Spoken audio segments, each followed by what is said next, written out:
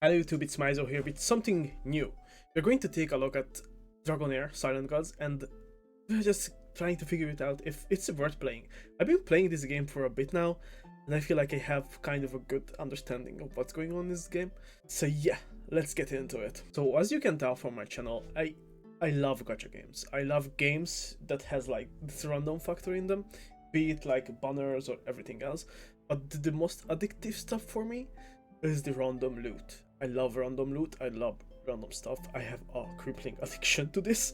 I've been playing MMOs, I've been playing stuff like Daisy and stuff where the loot is random.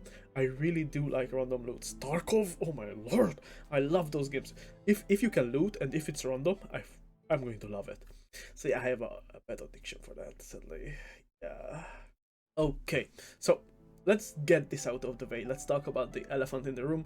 Is the game play to win? Yes, it is pay to win. Every gacha pay to win. If you think in any other way, bro, get off opium, get off copium, because every gacha game in general is pay to win.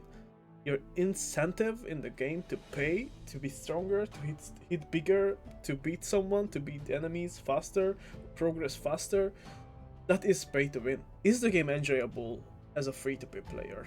I would say it is enjoyable as a free-to-play player. There are certain places where you will feel that you are free to play, but overall it does a decent job appealing to free-to-play players or small spenders. Well, for example, you have plenty of ways to earn free wishes. Well, this one is only really true for the purple wishes, and the purple wishes does not contain legendaries. Just to get that out of the way, you can only get epic characters or 4 stars with purple wishes. And for the gold ones, you can get some. They are rather rare. I bought the daily like gem giving stuff in the game, so I consider myself as a small spender. I would say I spent like $15 on the game. I got one epic chest and the daily thingy, and that's it. And I only got that to see how the gacha works. Since the gacha in the game overall is much better and more forgiving than any other gachas. The rates are much higher. For example, you get like 3% on legendaries, and in any other games you don't even get 1% chance to get a legendary. It is still really low, don't get me wrong. But it is significantly better. Especially since you get a guarantee that like 35 or something on 35 wishes and you get a guaranteed 5-star, which makes sense since the game doesn't really give you much for free. Well, almost none really. So yeah, since the rates are really good, they're really good for a reason. Because if you get duplicate 5 stars, you don't get like eidolons or constellations like in Genshin or Honkai.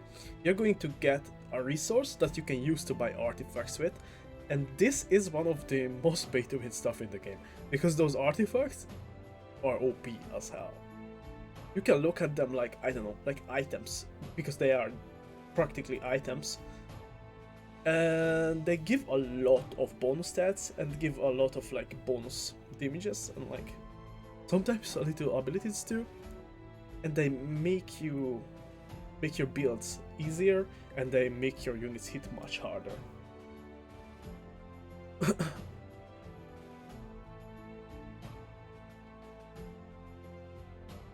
But on the bright side of the characters, you can literally clear every content with the base characters in the game.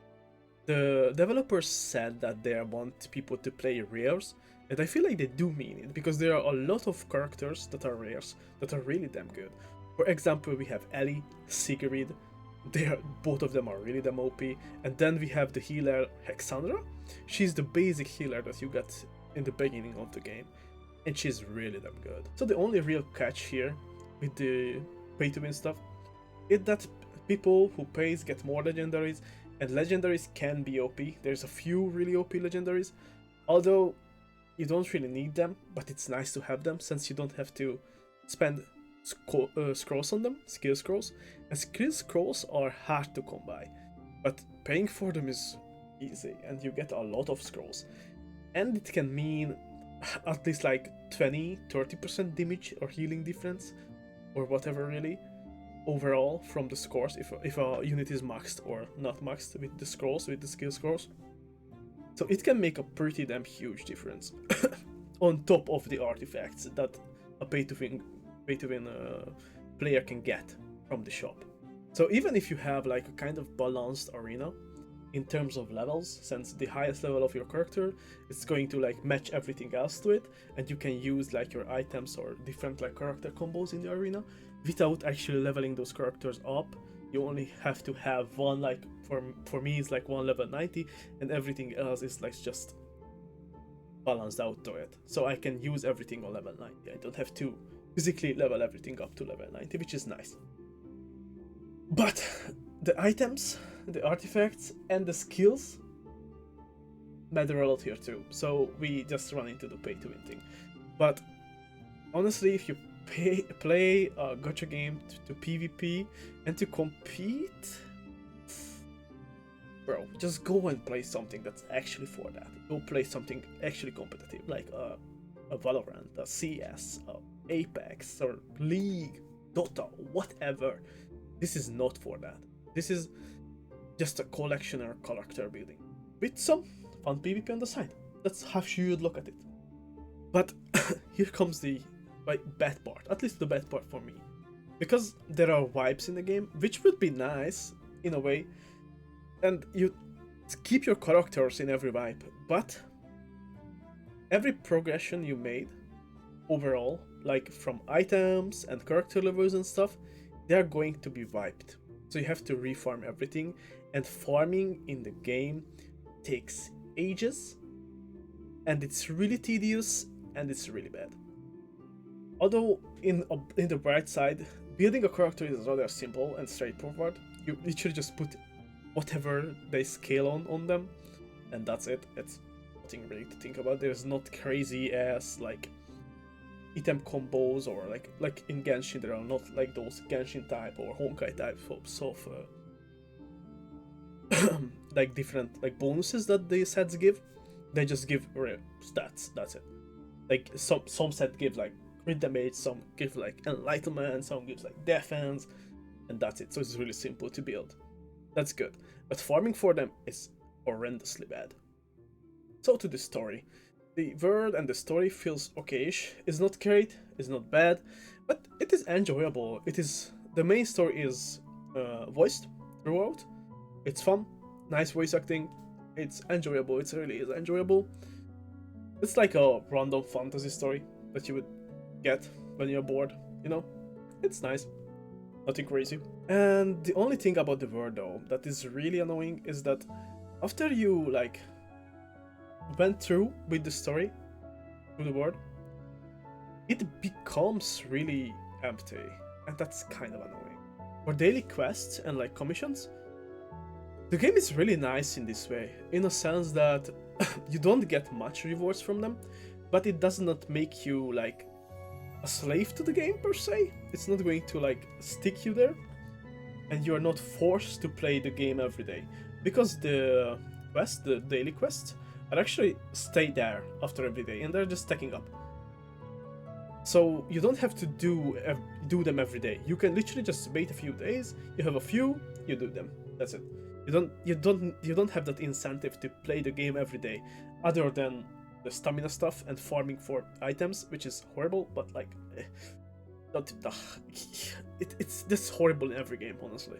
So the worst part about the game is the tedious farming for level up materials, XP potions, and items. Like I said before, there is not really any autoplay. That's really annoying, because the only way you can like autoplay is to buy scrolls from the shop, or to get those scrolls from events and stuff, but it doesn't give you much.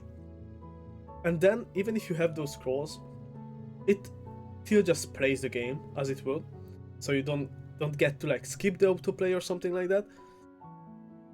And it's just annoying, because if you don't have those scrolls, you literally have to click on a dungeon to clear every 1 to 2 minutes.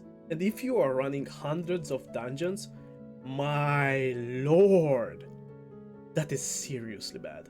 That is really damn bad and really annoying.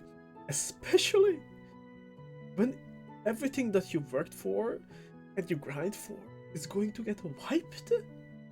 I don't know what were they thinking when they made this system. It's just really damn stupid and dumb. Not enough that you have limited stamina. You cannot even use it automatically, and it's going to wipe. Like, pick one over the other. Like, bro, what? So they are here like incentivizing that you should pay for more stamina and get more scrolls, literally. Every wipe, because you have to redo it again. I don't have problem with paying for these games, for cosmetics and sometimes characters and stuff. But god, this daily thing is... and I feel like it's really damn predatory. This part of the game is insanely predatory. But the combat itself flows nicely, it has nice effects, nice combinations that you can do, nice team comps you can build. It's nice that you have to build like different types of things for every boss and every like dungeon. It's nice that you cannot just build one team and just wipe everything with them. That would be kind of bad. So you have use of a lot of characters, and you can use a lot of rare characters too, which is really nice. Overall, is the game worth playing? Well, the game is just started, so it definitely can go in a better and in a good direction with a lot of things. It has a nice D&D vibe, which is nice, really damn nice actually. I really enjoy that part. And the character designs are amazing. They're really detailed, they're really beautiful sometimes. And really epic, honestly. Some of those goddamn big... You have those, you have those big warriors, you have those different races, you have dwarves, halflings, orcs, elves, everything, really. And then you have the beautiful characters, sexy as girls and stuff. You have everything, really. It's a good fantasy design overall of the characters. The world feels really nice, really interactive as you progress through the story. There are always puzzles, there are enemies to find, there's always something hidden you can find, some new resources that you can like discover. It's fun, it is fun for the first time. After that, it's just empty. And it's boring as hell, honestly speaking. Yeah. So yeah, after a while it just becomes, that classic daily farm festival that you do in every gacha. It's not unique to this game.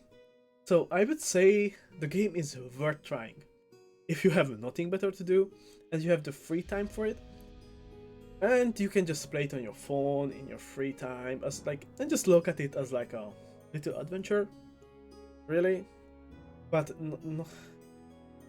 don't get too invested in it, I think, as for now. We see where they take the game, we see what they want to achieve with the game. It might just be a cash grab. I hope not, because I see a lot of potential in the game, especially with the exploration and the puzzles and stuff. If they can't keep that overall world feel that they have when you go through the story and stuff, that would be really nice to have like random events constantly pop up or something like that. And if they rework farming or just get rid of the vibes. Although the vibes could be fun, but the farming has to change. It's really bad. It's really predatory and really bad. So yeah, that is my opinion on the game. It is worth a try, but don't get invested too much.